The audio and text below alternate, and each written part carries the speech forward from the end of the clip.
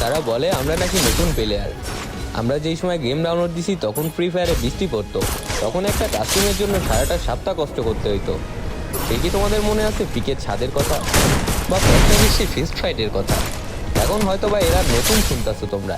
হ্যাঁ, তোমরা নতুনই শুনবা, কারণ নতুন প্লেয়ার যারা আছো তাদের এই সম্পর্কে কোনো ধারণাই নাই। একটা সময় ছিল আমরা বিমা শক্তির ওই টাওয়ারের উপর র্যাঙ্ক পুশ করতাম।